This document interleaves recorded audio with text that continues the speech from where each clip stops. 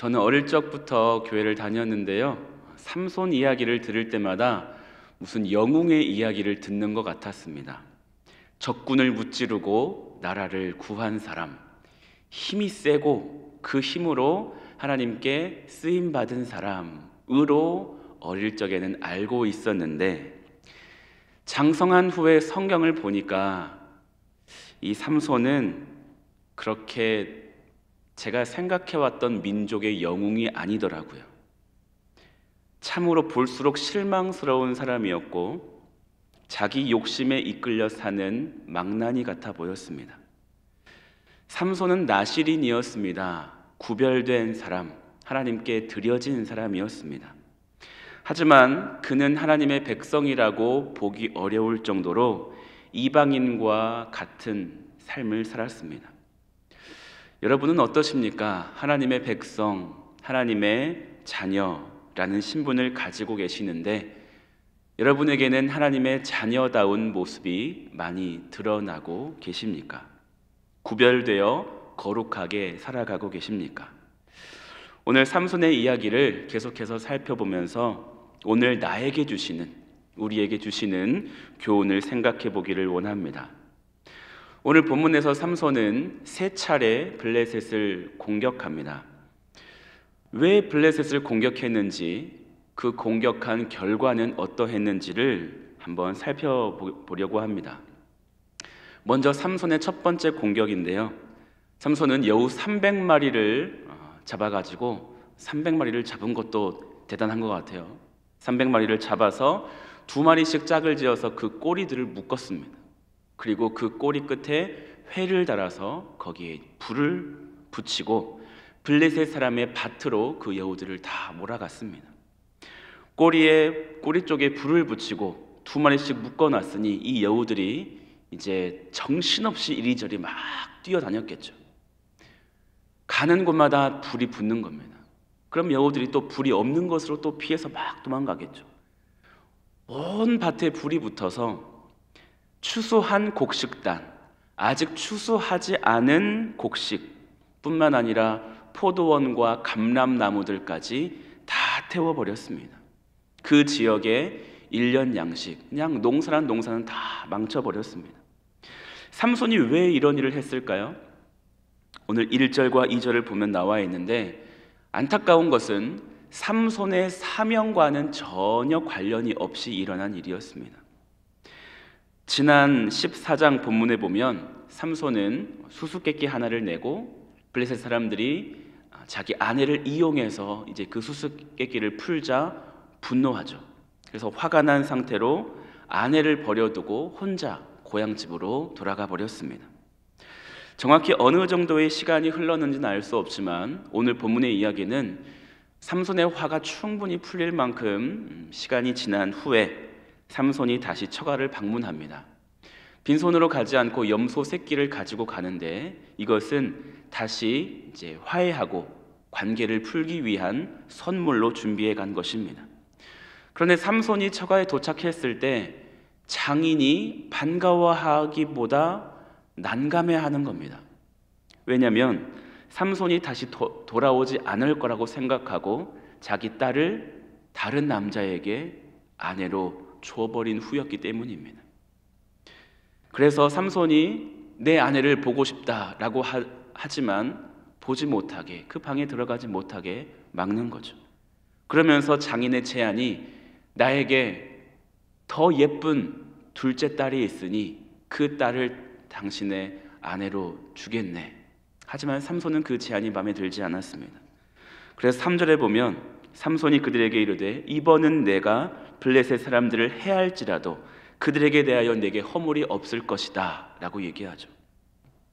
무슨 말이냐면 지금의 이 상황은 블레셋 사람들, 너희들이 자초한 일이다. 니들 잘못 때문에 이 일이 벌어진 거다. 내가 너희에게 큰 일을 행할지라도 나에겐 잘못이 없다 라고 얘기하는 거죠. 삼손의 말이 맞을까요? 과연 삼손에게는 허물이 전혀 없을까요? 사실 장인이 자기 딸을, 삼손의 아내를 다른 남자에게 준 이유는 무엇입니까? 삼손이 떠났기 때문이죠. 삼손은 자기 잘못은 생각하지 않고 블레셋 사람에게 모든 잘못을 돌립니다. 블레셋 사람들이 아내를 통해 수수께끼의 답을 알아내지 않았다면 자신이 떠날 이유가 없다라고 생각하는 것이죠. 완전히 틀린 말은 아니지만 지극히 자기중심적이고 이기적인 모습입니다. 우리도 삼손처럼 자기중심적으로 생각할 때가 많습니다. 인간은 다 그런 것 같아요. 죄성을 가진 인간들은 다 자기중심적으로 생각해서 어떤 문제가 터지면 그 문제의 원인을 다른 사람에게로 돌릴 때가 꽤 많이 있습니다. 예를 들어서 제가 강단에 올라오다가 누가 놨던지 모르겠지만 컵이 하나 있어서 자, 그 발을 쳐서 깨뜨렸다고 해봅시다. 그러면 뭐라고 생각할까요? 내가 잘 못 봐서 컵을 깨뜨렸네? 라고 하지 않고 누가 이 컵을 여기다 갖다 둔 거야? 누가 갖다 둔 거야? 라고 얘기한다는 거죠. 누군가가 이 컵을 여기다 갖다 놔서 내가 그것을 깨뜨리게 됐으니 이 컵을 여기 갖다 둔 사람 잘못이네. 이렇게 사람들은 얘기하기를 좋아한다는 거죠. 내 잘못으로 얘기하기보다는 다른 사람의 잘못으로 미룰 때가 많다는 것입니다. 저 사람의 잘못에 비하면 내가 한 잘못은 아무것도 아니야. 이런 식으로 생각하죠. 자기 잘못을 살피지 못하고 다른 사람의 핑계를 대는 이런 이기적인 모습이 삼손에게 나타나는 겁니다. 그래서 블레셋 사람들에게 해를 입히기 위해서 여우를 이용해 밭에 불을 지른 것이죠. 그 결과가 어떠했나요? 엄청난 재산 피해를 본 블레셋 사람들이 가만히 있지 않았습니다.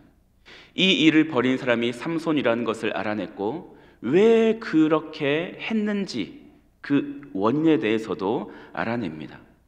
그런데 블레셋 사람들은 이 일의 책임을 삼손에게 미루지 않고 삼손의 장인과 그의 딸에게 그 책임을 돌립니다. 그래서 그들을 불태워 죽이죠. 곡식에 불을 지르며 피해를 준 것은 삼손인데 삼손이 아니라 그의 장인과 삼손의 아내에게 안갚음을 한 것입니다. 이렇게 블레셋이 행한 보복은 삼손이 두 번째로 블레셋을 공격하는 원인이 됩니다. 삼손도 이 일을 그냥 넘어가지 않습니다. 그래서 블레셋 사람들에게 원수를 갚고자 합니다. 8절에 보면 블레셋 사람들의 정강이와 넓적다리를 크게 쳐서 죽이고 내려가서 에담 바위 틈에 머물렀더라 라고 나와 있는데, 정강이와 넓적다리를 크게 쳤다라는 말은 다리만 골라서 공격했다라는 말이라기보다는 이것은 수거적인 표현입니다. 엄청난 살육을 벌였다라고 하는 표현입니다. 그러니까 삼손은 블레셋 사람들을 그냥 닥치는 대로 보이는 대로 마구잡이로 다 죽이고 다닌 겁니다. 그리고 나서 에담 바위 틈으로 내려갔다는 거죠. 에담 바위는 유다 사람들의 유다 지파에 속한 지역으로 해석합니다. 삼손의 이 두 번째 공격 때문에 블레셋은 이제 대대적으로 움직입니다. 다시 삼손에게 당한 일을 갚아주려고 유다 지파에 속한 레히라는 곳으로 진을 치고 모입니다. 그곳에서 유다 사람들을 괴롭히는 것입니다.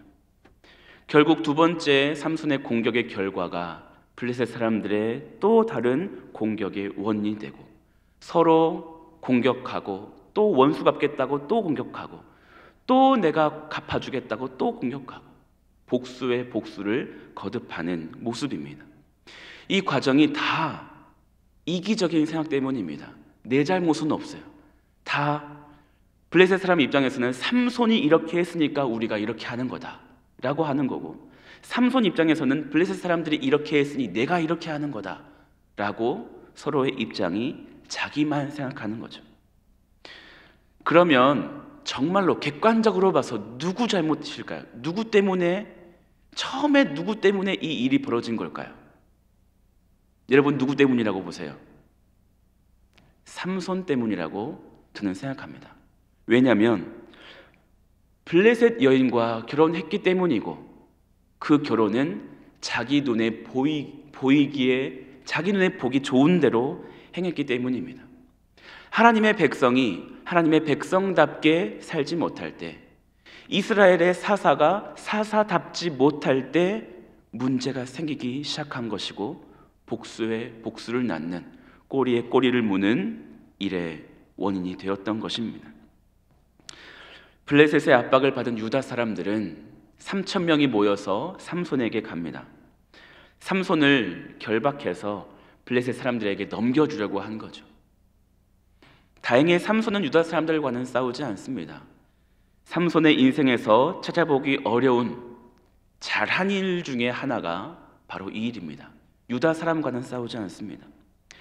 그래서 유다 사람들은 삼손을 세 밧줄 둘로 묶어가지고 블레셋 사람들에게 넘겨주는데, 삼손이 오는 것을 보고 블레셋 사람들이 소리 지르며 달려옵니다.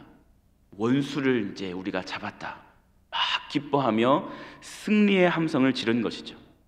그런데 마지막으로 여기서 삼손의 세 번째 공격이 시작됩니다. 하나님의 영이 삼손에게 임합니다. 성경은 삼손의 힘의 원천이 삼손 자신이 아니라 하나님께로부터 온 힘이라는 것을 분명히 밝혀주는 대목입니다. 삼손을 묶고 있던 밧줄은 힘없이 끊어졌고 삼손은 자유의 몸이 되었습니다. 그리고 옆에 있는 나귀의 새 턱뼈를 집어 들었습니다. 새 턱뼈라는 것은 나귀가 죽은 지 얼마 안 됐다라는 것을 얘기하는 겁니다. 마르지 않았어요. 아직 마르지 않은, 얼마 되지 않은 턱뼈인 것입니다. 그것은 단단하지 못해서 무기로 사용하기에 별로 효과적이지 않습니다. 그리고 동시에 삼손이 만져서는 안 되는 죽은 짐승의 뼈라는 것을 우리가 알 수 있는 그런 본문이죠. 삼손은 이 어이없는 무기로 블레셋 사람 1000명을 죽이게 됩니다. 큰 승리를 거둔 삼손은 자신의 승리를 자랑하며 노래를 부르죠.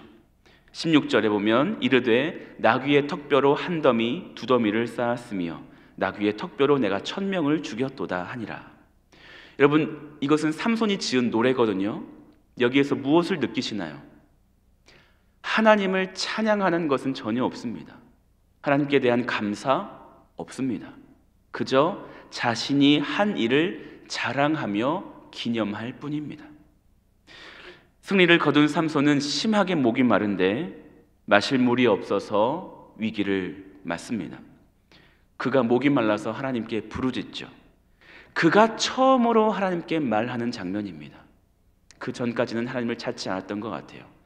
자기가 목말라 죽게 되자, 할 수 있는 것이 아무것도 없게 되자 그제서야 하나님께 부르짖습니다. 삼손이 그의 생애에 2번 하나님 찾거든요. 첫 번째가 오늘 본문이고, 두 번째는 그의 정말 마지막 최후, 죽기 전에 마지막으로 힘을 주시옵소서라고 하는 그 두 번째 부르짖음, 그것 말고는 하나님을 찾는 부분이 나오지 않습니다. 이것이 삼손의 신앙입니다. 여러분은 언제 하나님을 찾으시나요? 어떤 상황에서 하나님의 함께 하심을 구하십니까? 평소에 평안할 때는 하나님 찾지 않다가 정말 힘든 일이 생길 때, 내 힘으로 어쩔 수 없는 일이 생길 때, 그때서만 하나님을 찾는다면 그것은 결코 옳은 신앙이라고 할 수 없을 것입니다. 나 중심으로 내게 뭔가 일이 있을 때만 하나님을 찾는 것이 아니라 우리는 하나님의 영광을 위해서 기도하는 교우들 되시기를 축복합니다. 내 문제가 있을 때 그걸 해결하려고 기도하는 것 물론 필요하지만, 그럴 때만 기도하는 것이 아니라 하나님을 위해서 제가 무엇을 할까요? 이렇게 기도하는 것이 있어야 한다는 거죠. 하나님, 제 문제가 있으니까 빨리 해결해 주세요가 아니고, 하나님 나라를 위해서, 하나님 영광 위해서 제가 어떻게 하기를 원하십니까? 힘을 주시옵소서. 주의 일을 하고 싶습니다. 이런 기도가 우리 입에서 나와야 하지 않겠습니까? 오늘 새벽에 기도할 때 여러분 각자 가지고 나온 기도 제목 있으실 것입니다. 기도하십시오. 그러면서 하나님의 영광을 위해서 내가 할 것은 무엇인지를 꼭 물어보시기를 바라고, 그 응답에 여러분이 반응하실 수 있기를 바랍니다. 삼손은 이스라엘 사사로 20년을 지냈지만 자기 욕심대로 행했고 자기 뜻대로 행했을 뿐 사사로서의 사명을 가지고 이스라엘을 구원하는 일은 하지 않았습니다. 오로지 자신의 개인적인 욕심을 위해, 개인적인 원수를 갚기 위해서 움직일 뿐이었습니다. 블레셋 사람들과 함께 있을 때 그들과 구분되지도 않았습니다. 누가 주의 백성인지, 누가 이방신을 섬기는 사람인지 모를 정도로, 구분하기 어려울 정도로 하는 일도 같고 살아가는 방식도 같았습니다. 복수에 복수를 거듭하는 것도 똑같습니다. 다만 다른 것이 있다면 삼손에게는 여호와의 영이 때때로 임하셔서 큰 능력을 발했다라는 것만 다를 뿐입니다. 삼손은 그 가진 능력을 자기 자신을 위해서만 사용합니다. 전 이것이 너무나 안타깝습니다. 너무나 놀라운 능력을 받았는데 자기 자신을 위해서만 살다 갔습니다. 얼마나 안타까운 인생입니까? 물론 결과적으로는 하나님이 블레셋을 심판하시는 도구로 삼손을 사용하신 것은 결과적으로 보면 그렇지만 삼손은 끝까지 자기 중심적으로 살았고 이기적으로 살았을 뿐입니다. 여러분, 하나님께서 허락하신 특별한 은혜는 자기 자신만 사용하라고 주신 것이 아닙니다. 내 욕심을 위해서, 내 성공을 위해서, 내 복수를 위해서 그 능력을 주신 것이 아닙니다. 나의 만족과 유익을 위해, 나만을 위해 사용하라고 주신 것이 아닙니다. 하나님께서 주신 은사, 하나님께서 주신 은혜는 나를 통하여 다른 사람들에게, 우리 교회 공동체에, 이 세상에 그 능력과 은혜를 흘려보내라고 주신 것이라는 것을 여러분 잊지 마시기를 바랍니다. 그래야 우리가 세상 사람들과 구별되어 살 수 있습니다. 모두가 다 자기 자신만을, 자기 가족만을 위해 살아가지만 나는 내게 주신 하나님의 능력으로 많은 사람들에게 유익을 끼치며 살아간다면 그 사람에게서 비로소 하나님을 보게 되고 하나님의 행하신 놀라운 능력을 많은 사람들이 찬양하게 되는 것입니다. 우리 주님이 그러셨잖아요. 예수님이 그런 삶을 사셨습니다. 예수님은 하나님의 아들로서 놀라운 능력을 가지고 계셨지만 단 한 번도 자기 자신을 위해서 사용하지 않으셨습니다. 배고픈데 이 돌을 떡으로 만들어서 먹어야 되겠다. 변해라, 짠. 배고파. 이렇게 하신 적이 한 번도 없으시다는 거예요. 자기 자신을 위한 능력을 행하지 않으셨습니다. 어려운 사람, 귀신 들린 사람, 그를 위해서 능력을 행하셨고, 배고파 굶주린 백성들, 목자 잃은 양같이 피곤한 그 백성들이 안타까워서 그들을 위해서 오병이어의 기적을 행하셨고, 병들어 고통당하는 그 사람 불쌍해서 그를 위하여 능력을 행하셨습니다. 우리 주님은 단 한 번도 그 능력을 조금도 낭비하지 않으셨고 다른 사람을 위해 하나님의 영광을 드러내기 위해 사용하셨습니다. 여러분에게 주신 은사가 있습니다. 여러분이 받은 능력이 있습니다. 은혜가 있습니다. 누구를 위해 사용하시겠습니까? 교회를 위해, 다른 사람들을 위해 예수님을 본받아 살아가시기를 주님의 이름으로 축원합니다. 그렇게 하려면 어떻게 해야 하는지 한 가지만 말씀드리면, 삼손의 특징이 있습니다. 뭐냐면 혼자 했다는 거예요. 뭐든지 혼자 합니다. 블레셋으로 내려가는 것도 혼자, 무슨 큰 일을 행하는 것, 복수하는 것도 사람들 모아서 하지 않아요. 혼자 합니다. 삼손은 끝까지 혼자였어요. 함께 하지 않습니다. 이게 삼손의 특징이에요. 혼자니까 다른 사람의 조언을 들을 기회도 없었고 그나마 있었던 부모님의 조언도 그는 무시합니다. 혼자였기에 누구도 그에게 긍정적인 영향을 주지 못했고 그도 누군가에게 긍정적인 영향을 주지 못했습니다. 우리가 하나님의 백성으로 살아가기 위해서는 함께 해야 됩니다. 여러분 꼭 기억하시기를 바랍니다. 신앙생활 혼자 하는 거 아닙니다. 혼자 영상으로 예배하고 혼자 기도하고 혼자 신앙생활하고 결코 하나님이 기뻐하시는 모습이 아닙니다. 단언할 수 있습니다. 혼자 신앙생활을 하는 것 하나님 기뻐하지 않으십니다.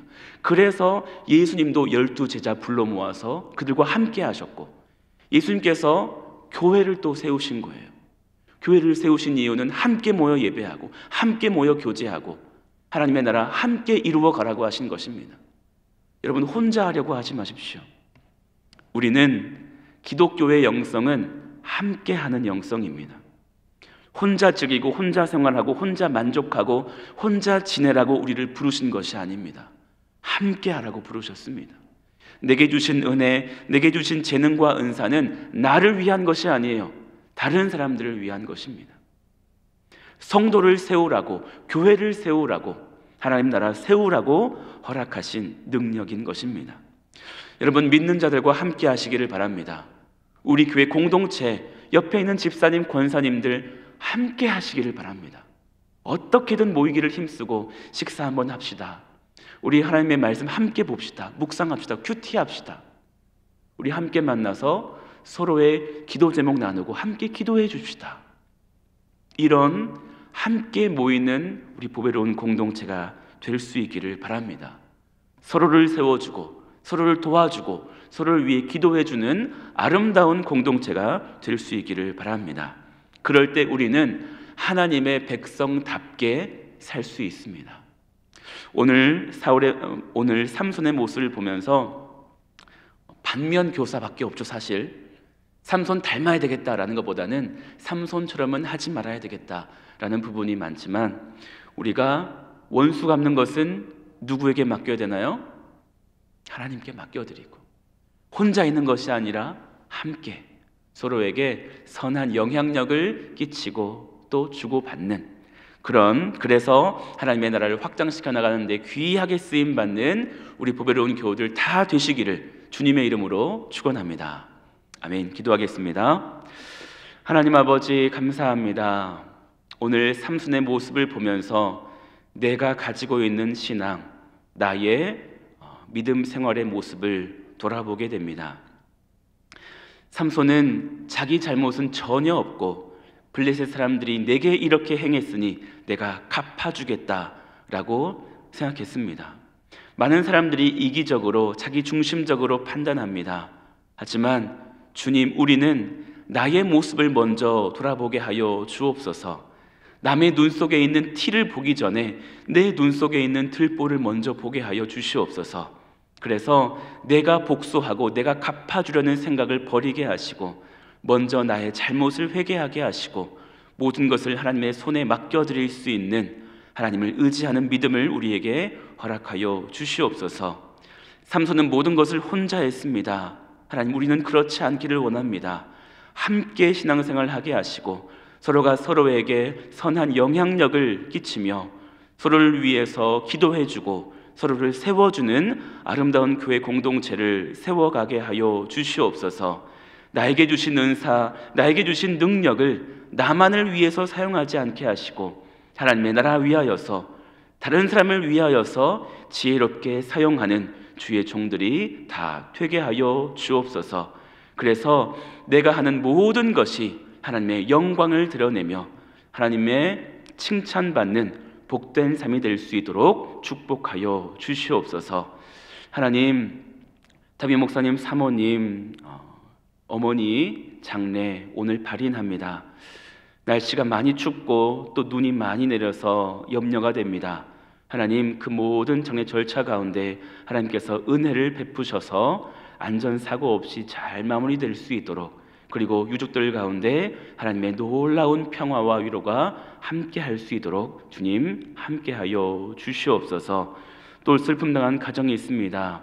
또 교회에서 오갈 때에 안전 지켜주시고 그 슬픔 당한 가정도 주님께서 따스하게 위로하여 주시옵소서. 우리 보배로운 교우들 오늘도 추운 날씨 속에 건강 상하지 아니하도록 지켜주시고 오늘도 가는 곳마다 하나님의 사랑과 은혜를 흘려보내는 축복의 통로로 귀하게 사용하여 주시옵소서. 하나님의 은혜 감사하여 예물 드리는 손길 받아주시고 삶에 더 많은 감사의 제목들 넘쳐나게 하여 주시옵소서. 예수 그리스도의 이름으로 기도하옵나이다. 아멘.